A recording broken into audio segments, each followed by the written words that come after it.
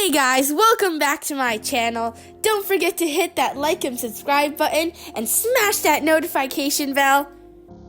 Today's video is going to be on the first Chinese American, Wong Chin Foo. In 1847, a baby was born in Jimo, Shandong. His name was Wong Chin Foo.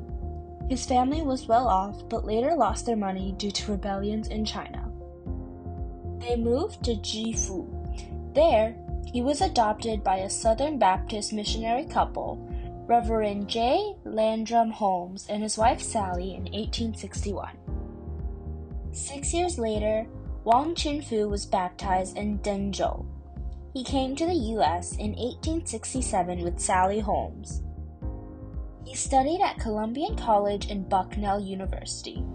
When he heard about the injustices Chinese people were facing in 1868, he began to give talks about Chinese culture. He advocated for their rights. As Wong Chin Foo gave talks and studied, he felt lonely and missed China. He went back in 1870. In China, he married Liu Yusan at 24 years old. He worked as an interpreter in the Imperial Chinese Maritime Customs Service. Wong Chin Foo was involved in revolutionary activities, so the Qin government chased him. He came back alone to America in 1873. He started a cross-country lecture tour in the U.S. The next year, he became a U.S. citizen.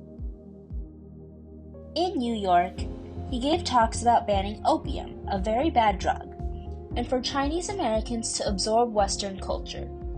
Wong Chin Foo cut his hair cute and permanently adopted Western dress in 1879.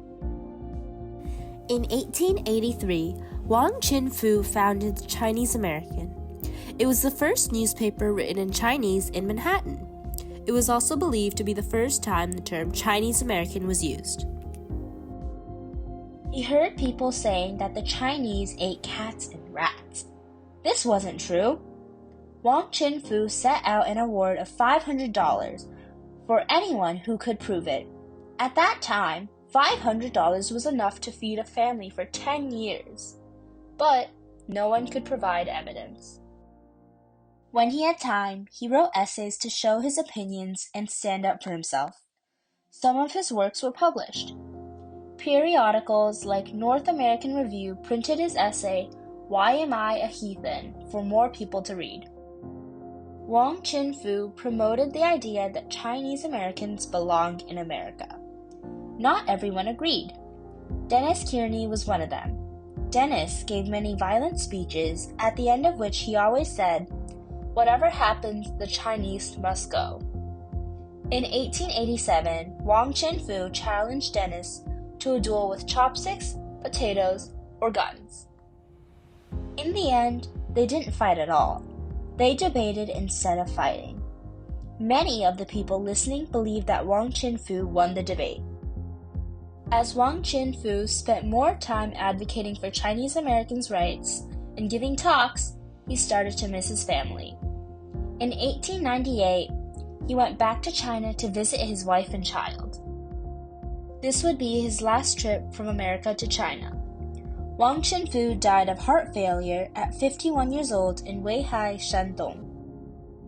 Throughout his life, he influenced the lives of many people in America. He was one of the first activists, lecturers, writers, and journalists for Chinese Americans' rights. Wong Chin Foo left a lasting impact on the world.